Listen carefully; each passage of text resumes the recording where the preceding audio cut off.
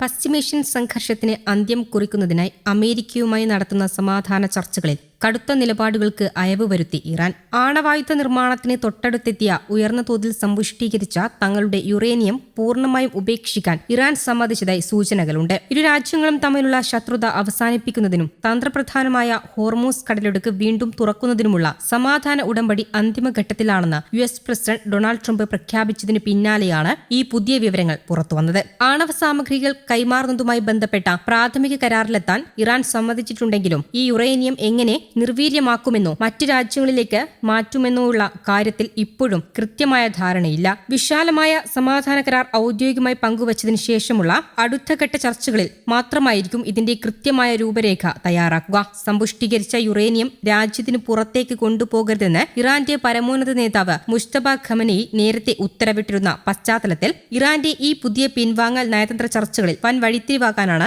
സാധ്യത.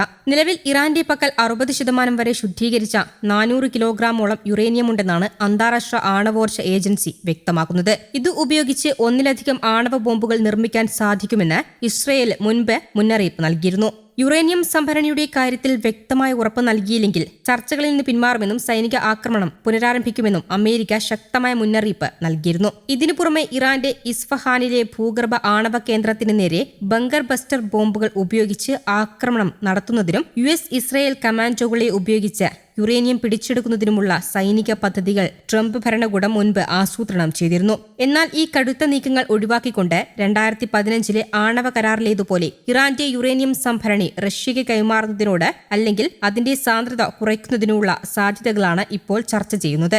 ചർച്ചകൾ വിജയകരമായി പൂർത്തിയായാൽ വിദേശ രാജ്യങ്ങളിൽ മരവിപ്പിച്ചു നിർത്തിയിരിക്കുന്ന കോടിക്കണക്കിന് ഡോളറിന്റെ ഇറാനിയൻ ആസ്തികൾ തിരികെ നൽകുമെന്നും അമേരിക്ക ഉറപ്പു നൽകിയിട്ടുണ്ട്. കഴിഞ്ഞ ഫെബ്രുവരിയിൽ അമേരിക്കയും ഇസ്രായേലും ഇറാനിൽ നടത്തിയ വ്യോമാക്രമണത്തിന് ശേഷം കടുത്ത യുദ്ധപ്രതീതിയിലായിരുന്ന മിഡിൽ ഈസ്റ്റിൽ വലിയൊരു സമാധാന അന്തരീക്ഷത്തിന് വഴി തുറക്കുന്നതാണ് ഈ പുതിയ കരാർ. അമേരിക്കയും ഇസ്രായേലും ഇറാനെതിരെ നടത്തുന്ന സൈനിക നീക്കങ്ങളിൽ യൂറോപ്പിലെ നാറ്റോ സഖ്യരാജ്യങ്ങൾക്കിടയിൽ വലിയ ഭിന്നതകളുണ്ട്. പ്രത്യേകിച്ചും ജർമ്മനി ഈ വിഷയത്തിൽ അമേരിക്കയെ രൂക്ഷമായി വിമർശിച്ചിരുന്നു. ഈ എതിർപ്പുകൾക്കും അഭിപ്രായ വ്യത്യാസങ്ങൾക്കും പിന്നാലെ ജർമ്മനിയിൽ നിന്ന് 5000 അമേരിക്കൻ സൈനികരെ പിൻവലിക്കുമെന്ന് ട്രംപ് ഈ മാസം ആദ്യം പ്രഖ്യാപിച്ചിരുന്നു. ഇതിനു പകരമായാണോ പോളണ്ടിലേക്ക് പുതിയ സൈന്യത്തെ വിന്യസിക്കുന്നത് എന്ന കാര്യത്തിൽ പെന്റഗൺ ഇതുവരെയും വ്യക്തത വരുത്തിയിട്ടില്ല. അമേരിക്കയുടെ മാറിമറിയുന്ന ഈ തീരുമാനങ്ങൾ സ്വീഡൻ ഉൾപ്പെടെയുള്ള യൂറോപ്യൻ രാജ്യങ്ങൾക്കിടയിൽ പ്രതിരോധ നയങ്ങളെക്കുറിച്ച് വലിയ ആശയക്കുഴപ്പങ്ങൾ സൃഷ്ടിച്ചിട്ടുണ്ട്. അതേസമയം അമേരിക്കയുടെ പുതിയ പ്രഖ്യാപനത്തെ NATO secretary general Mark Rutte സ്വാഗതം ചെയ്തു. നാറ്റോയുടെ സുരക്ഷാ സംവിധാനങ്ങൾ കൂടുതൽ ശക്തമാക്കാൻ ഈ നീക്കം സഹായിക്കുമെന്ന് അദ്ദേഹം വ്യക്തമാക്കി.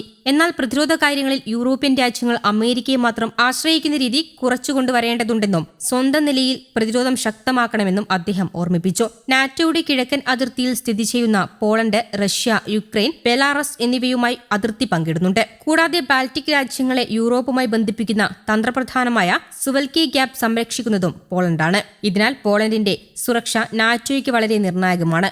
മറ്റ് യൂറോപ്യൻ രാജ്യങ്ങളിൽ നിന്ന് വ്യത്യസ്തമായി പ്രതിരോധ ചെലവുകൾ വലിയ തോതിൽ വർദ്ധിപ്പിക്കുന്ന രാജ്യമാണ് പോളണ്ട്. GDPയുടെ 5% പ്രതിരോധത്തിനായി മാറ്റിവെക്കണമെന്ന ട്രംപിന്റെ നിർദ്ദേശത്തിലേക്ക് പോളണ്ട് അതിവേഗം അടുത്തുകൊണ്ടിരിക്കുകയാണ്. അമേരിക്കയിൽ നിന്നും ദക്ഷിണ കൊറിയയിൽ നിന്നുമായി F-35 യുദ്ധവിമാനങ്ങൾ, അബ്രാംസ് ടാങ്കറുകൾ, അപ്പാച്ചെ ഹെലികോപ്റ്ററുകൾ തുടങ്ങിയവ വൻതോതിൽ വാങ്ങി തങ്ങളുടെ സൈനിക ശക്തി വർദ്ധിപ്പിക്കുകയാണ് പോളണ്ട് ഇപ്പോൾ. ഈ സൈനിക മുന്നേറ്റങ്ങൾക്കൊപ്പം അമേരിക്കയുടെ കൂടുതൽ പിന്തുണ കൂടി ലഭിക്കുന്നതോടെ യൂറോപ്പിലെ ഏറ്റവും പ്രധാനപ്പെട്ട സൈനിക ശക്തികളിലൊന്നായി പോളണ്ട് മാറുകയാണ്. News desk Kerala Kaumudi.